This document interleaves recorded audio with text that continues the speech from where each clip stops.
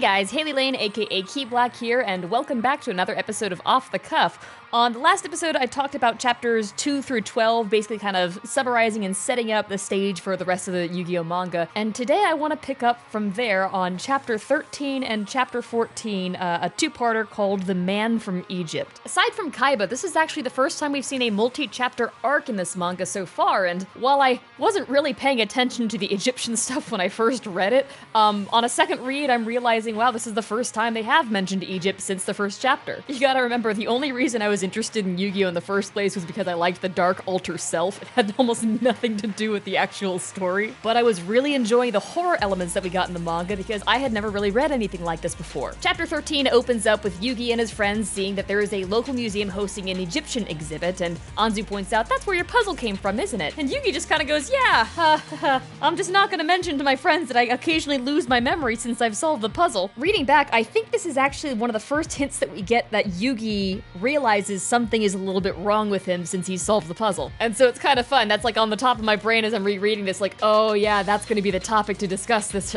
chapter, isn't it? We're finally gonna see Yugi start to have to realize that he has an other self. They go to the museum and it turns out the archaeologist on the dig is actually Sugoroku's friend. We get to meet him and also the museum curator, Mr. Kanekura, who very quickly turns out to the audience to be a black market dealer. He wants to put Yugi's puzzle up on display in the museum, so it's like, oh boy, this is not gonna end well. He's gonna try and sell the puzzle and something terrible's gonna happen. I love Kanekura's design as well, he's hysterical. But sure enough, while Yugi and his friends are going to see the exhibit, we see the entrance of one of the more mysterious characters in the manga so far, Shadi, who arrives on a plane and makes an immediate beeline for the museum in Domino City, where this exhibit's being held. Yugi seems to be the only person in the museum who notices he's there, but aside from thinking that he's a little bit weird, he doesn't really think much of it. And so while he goes to rejoin his friends to look at the exhibit, Shadi goes to kill Kanekura.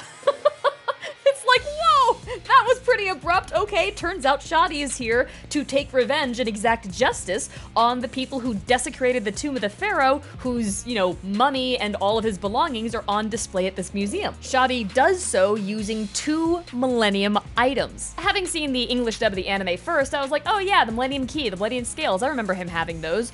But reading this again, I'm realizing, wait, this is the first time we saw any Millennium items other than the puzzle. And we still, at this point, don't know what the puzzle is, and we see what these things do. The Millennium Scales allows somebody's soul to be weighed, whether they're, a do-gooder or a do-eviler, and the Millennium Key allows Shadi to enter people's soul rooms. So he uses these items and his apparent power, which is very similar to the other Yugis in that he's playing a game of sorts with somebody to judge the weight of their soul. He determines that Kanekura is evil and feeds him to a crocodile monster named Amit. I never knew any of this Egyptian stuff when I was reading this stuff for the first time. I was more like, oh my god, that's a crocodile monster. And it just ate a guy off screen. We're getting all the sound effects and Shadi's face isn't changing at all. It's like, oh my god, how many times has he seen this? The only time we do see his expression start to change is in his next encounter with Yugi. Again, I was familiar with the English dub of the anime, so I kind of knew who Shadi was. I had seen the version of this encounter that they put into Duelist Kingdom. But if anybody here has seen the anime version of this scene, you'll know it's missing all of this context. And so I was amazed to find out that Shadi is actually incredibly dangerous. But this completely impossible to phase, stoic,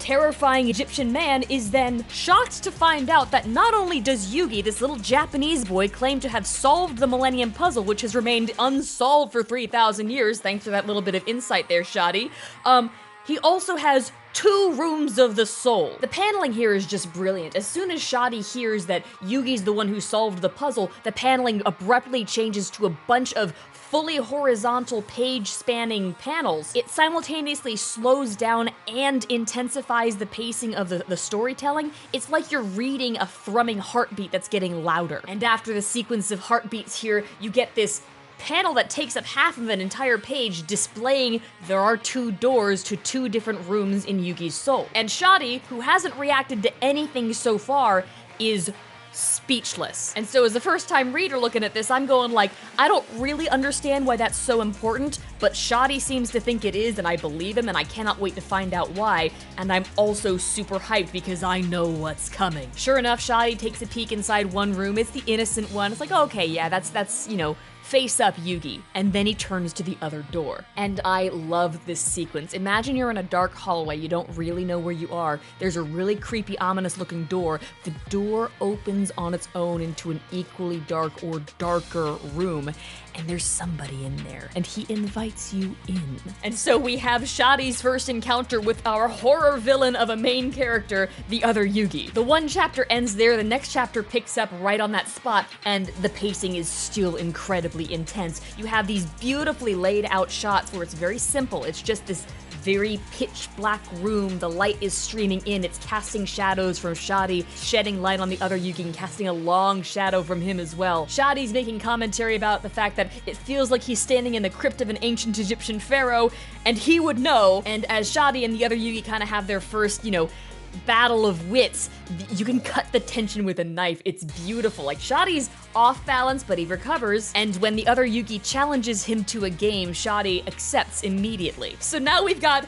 two horror villain type characters who use the main method of challenging people to shadow games to punish them horribly if they lose, but they're not giving each other an inch. The rules of the game are that if Shadi can find the true room within the other Yugi's room, he'll win the game. And Shadi states that what he's looking for here is the true nature of the power of the Millennium Puzzle. And so the other Yugi's like, yeah, it's in here somewhere, if you could find it. So, thanks for that little bit of insight there, Shadi. Even you don't know what the puzzle does. And with the ominous statement of this game is more dangerous than you realize, the paneling pulls back, and we suddenly see that this isn't just a dark room, this is a giant Escher-esque labyrinth. And without missing another beat, it's game start. And Shadi is kind of left stunned for a moment. The other Yugi taunts him into actually starting to explore, and so Shadi starts cautiously making his way through, finding out very quickly that this entire room, this maze, is riddled with death traps. And by this point, we're actually getting some really great expressions on Shadi on the regular.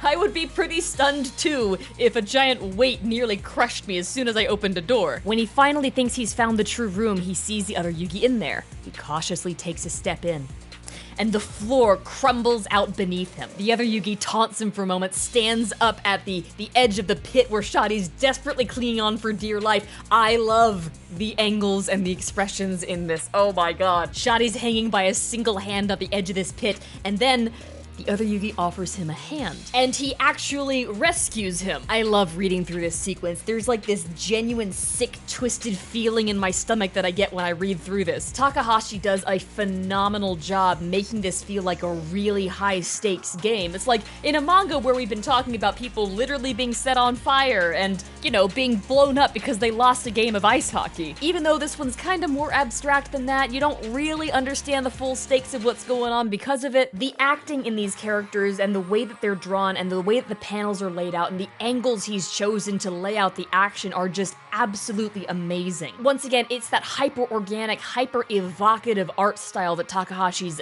just an absolute genius with. The chapter ends with Shadi admitting defeat and the other Yugi saying, "This is not the last time we're going to meet." And then with a flash, we're back in the museum where Yugi's crouching over a pale, sweating, panting Shadi who's clearly been through a hell of an ordeal. Yugi's going, "Are you okay, my dude?" Shadi returns to him his puzzle and then is stunned to find out Yugi's still not aware of his other self. In fact, he finds the idea patently absurd. But Shadi leaves Yugi with only his name and an ominous word of advice to seek his other self. And then the chapter ends with this awful, wonderful foreboding sense. The following chapters, the conclusion to this arc, are some more of my favorites, so I'm gonna save that for another off the cuff because this has already gotten pretty lengthy so far, and I will see you guys in the next one. Thank you so much for listening and for watching, and I'll see you next time.